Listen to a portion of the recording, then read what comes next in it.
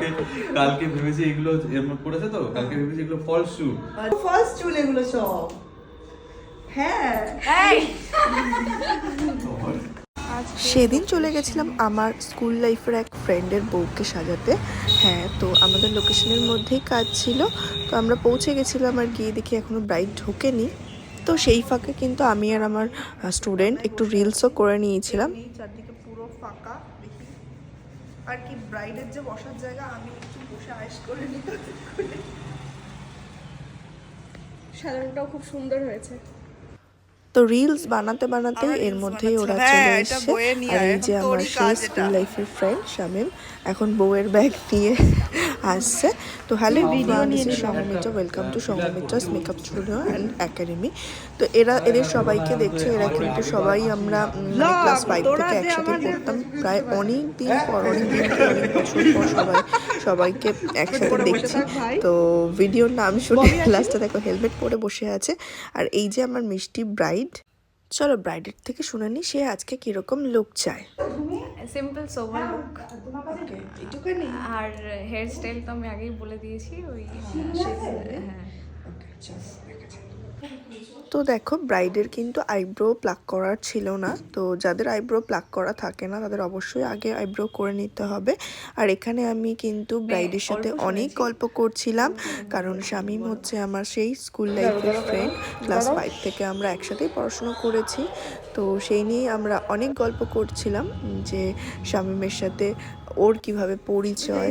তো যাই হোক অনেক গল্প করলাম আমরা, গল্প করতে করতে কাজটাও করছিলাম। এর আমাদের অলমোস্ট কিন্তু লুক কমপ্লিট হয়েই গেছে। তো তোমরা যারা ব্রাইডাল মেকআপের কোর্স করতে চাইছো, আমাদের কিন্তু ক্লাস চলছে। তো তোমরা যারা পরবর্তী ব্যাচে অ্যাডমিশন নিতে চাও তারা অ্যাডমিশন নিয়ে নিও, ক্যাপশনে দেওয়া নাম্বারে কন্ট্যাক্ট করে নিও। কালকে ভেবেছি এগুলো পড়েছে তো, কালকে ভেবেছি এগুলো ফলস শু। আচ্ছা, এগুলো হ্যাঁ ফার্স্ট চুল লাগিয়েছি তো আজকেও। কোনটা? আজকেও ফার্স্ট চুল এগুলো সব। হ্যাঁ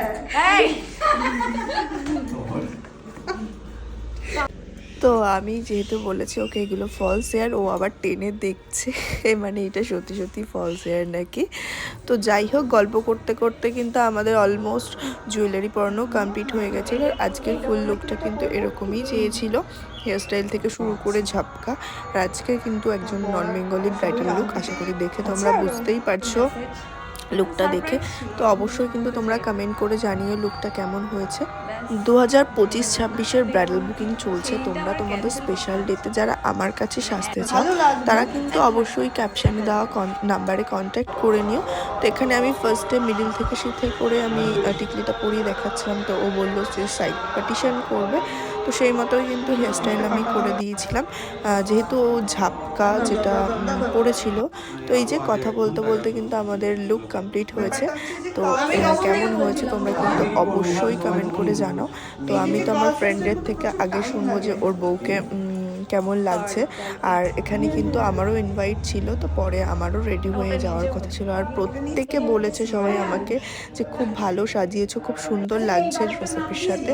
তো যাই হোক এটা কিন্তু আমাদের কাছে অনেক বড় একটা পাওনার, সবাই যাতে আমরা স্যাটিসফাইড করতে পারি প্রত্যেকটা ব্রাইডকে, এবং ব্রাইডের বাড়ির লোক যারা দেখবে তারাও কিন্তু স্যাটিসফ্যাকশনের একটা ব্যাপার থাকে। যাই হোক সবার লুকটা পছন্দ হয়েছিল। তো এবার শুনে নিই মিনিট কেমন লাগলো। খুব হাঁপিয়ে গেছি। বলো। আমি এরকমই লুক চাইছিলাম অ্যাকচুয়ালি। স্যাটিসফাইড? স্যাটিসফাইড। আমার ফ্রেন্ডের থেকে শুনতে হবে না যে কিরকম লাগছে। বলবি না তোর বউকে আজকে সাজিয়ে দিয়েছি কেমন লাগছে? একটু ক্লোজে দাঁড়াও, এবার বল বউকে কেমন লাগছে? ভালোই লাগছে। ভালো সাজিয়েছি তো? সাজিয়েছিস, হ্যাঁ খুব সুন্দর হয়েছে। দিদিরও সুন্দর সাজিয়েছিলি, বোনকেও সুন্দর সাজিয়েছিলি, ভাবিকেও সুন্দর সাজিয়েছিলি। দিদিকে তো এতদিন তো সাজিয়ে আসছিস, একেও খুব সুন্দর সাজিয়েছিস। ওকে, এবার গোলাপটা দিয়ে দাও ওকে, গোলাপটা দাও। গোলাপ নেই। ঠিক আছে, ঠিক ছাড়, এবার দে। হ্যাঁ ডান।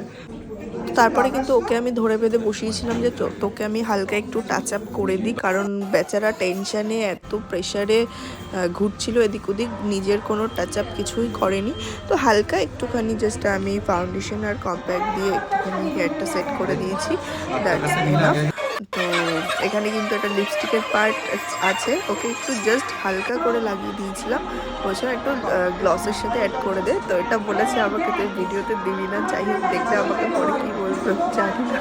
কটা বাজে আর তারপরে এই যে আমার মিষ্টি দিদির ছেলের খুব শরীর খারাপ ছিল, সেই জন্য আসতে খুব লেট হয়ে গেছিলো, 7টা বাজিয়ে গিয়েছিলো আসতে। তো আমাদের প্রচণ্ড খিদে পেয়ে গেছিলো, তার জন্য আমরা একটু খাবার খেয়ে নিলাম, একটু রেশমি কাবাব আর চিকেন পকোড়া। আর এর মধ্যে কিন্তু আমরা প্রায় 1 ঘন্টার মধ্যে বোধহয় দিদির লুকটা কমপ্লিট করে ফেলেছিলাম, কারণ খুব দেরি হয়ে গেছিলো, লোকজন সবাই চলে এসেছিলো। দিদি যেহেতু আসতে অনেক লেট করেছে, ওই যে বাচ্চা থাকলে যেটা হয়, তো দিদির মন খারাপ অলরেডি হয়ে গেছিলো যে সাজতে পারবে কি পারবে না। যাই হোক আমি তাড়াহুড়োতে রেডি করে দিয়েছে। তো অবশ্যই কমেন্ট করে জানাও যে দিদির লুকটা কেমন হয়েছিল, দিদির থেকে শুনে নি চলো। তোকে নতুন করে রিভিউ দেওয়ার মতো কিছু নেই আমার, তোকে জ্বালিয়ে জ্বালিয়ে প্রত্যেকবারই আমি ভালো করে মেকআপ করি।